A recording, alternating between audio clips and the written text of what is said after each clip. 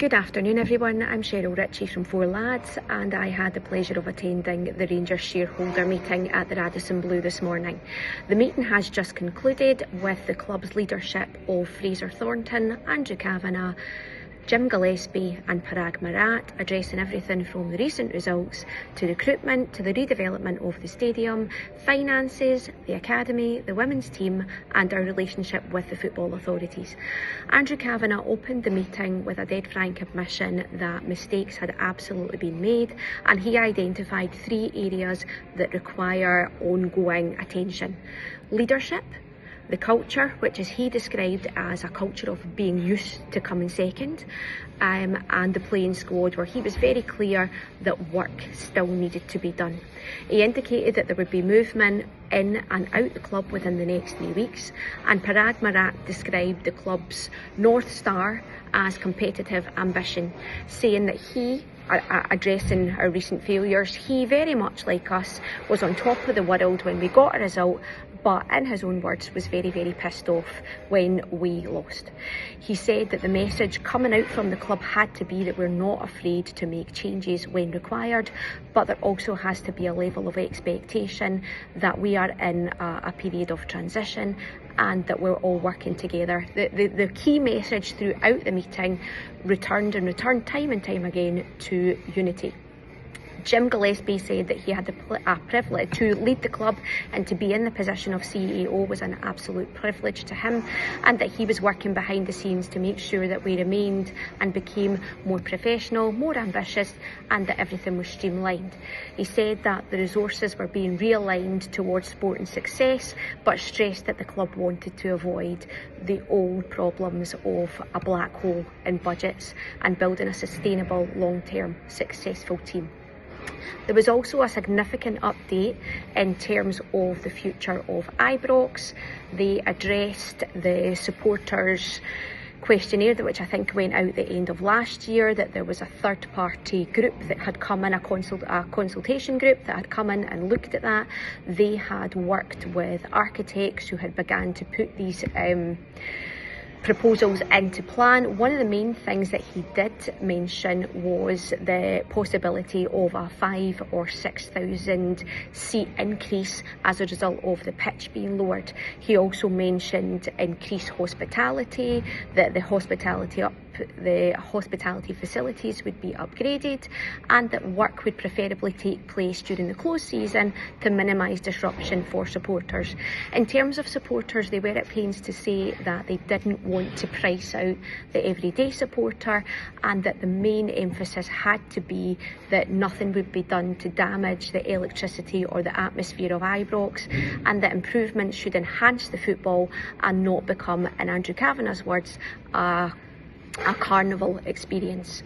Recruitment, in terms of the questions from the floor, from the shareholders, recruitment absolutely dominated the questions that were asked. One supporter described the recruitment as abysmal, and another one, I think the words were used, was put an end to the rot, which drew applause from the crowd. Andrew Kavanagh explained that his view of it was a collective process around the club, that there was very much an emphasis on not blaming the football department, the medical department, not blaming the recruitment department, not blaming Derek McInnes, but it was very much a group decision, and that we win and we lose collectively, and that we also go about other elements of our business collectively too. On the appointment of Derek McInnes, I think it was Jim Gillespie that stressed they felt that they wanted to go for a Jurgen Klopp style manager, and that Derek McInnes fitted the bill for what they were looking at. Andrew Kavanagh said that one of the main things in his thinking was that culture eats strategy for breakfast, and that Derek McInnes was the man who could influence and drive the standards forward at the club as well.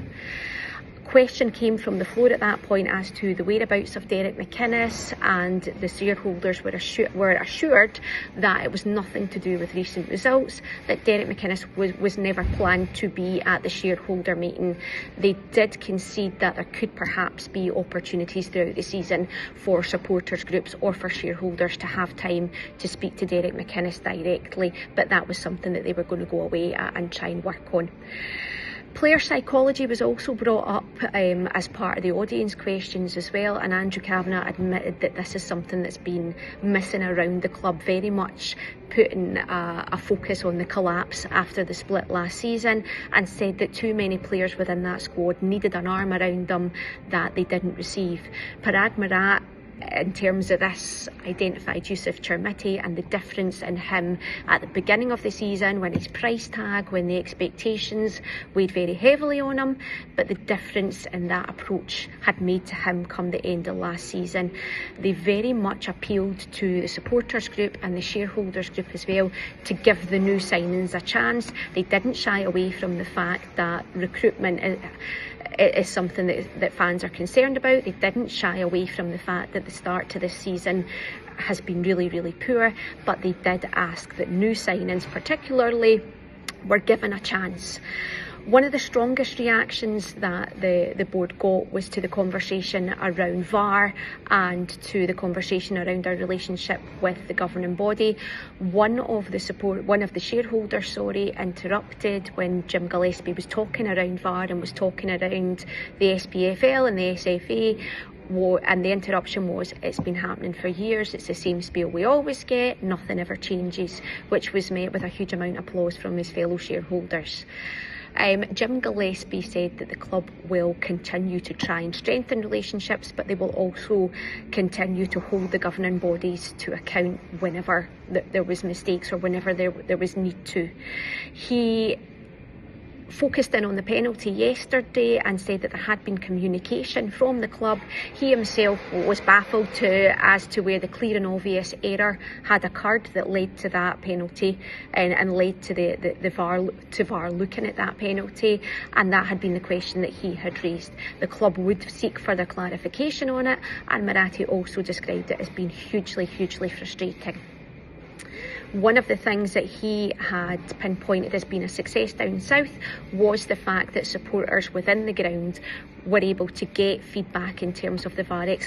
explanation, because yesterday there was a long period of time where supporters within the stadium were having to go to people out with the stadium to find out why that penalty had been given. They touched on the events of the 8th of March last season and said that Rangers very vehemently put the case forward that it should have been a 2,500 away allocation, but the governing body were very, very strong, despite Rangers' concerns on safety, policing, etc., that 20% policy had to be in place. Rangers were very, very clear on the fact that 2,500 allocation was what they would be looking for going forward. In terms of the academy, it was Jim Gillespie that had spoke that the number one priority of the academy is to produce talent that then goes on to be a successful part of a successful men's first team. He said that research showed that young players need very early exposure to senior men's football, and that the club would continue to make use of cooperation loans, but also collaboration with other SPL clubs. In terms of the women's team, the board acknowledged that it perhaps required greater focus, and that they didn't want it to be treated as a side project, but also felt that the women's game in Scotland as a whole needed further support, perhaps some of the World Cup money invested in it, and that it had to be a growth problem. It had to be a growth within Scotland, not just resigned to Rangers. Other issues that were brought up were frustrations, which the board were very clear that they shared in, around the Cust merchandise deal, the need to evolve MyGer, the improved engagement for supporters worldwide, not just the match attending supporters, and representation for the 49% minority shareholders. Andrew Kavanagh finished off the meeting by emphasising unity, by acknowledging the poor start, but very much pushing his line of we're all stronger together, we stay together, and we move forward together.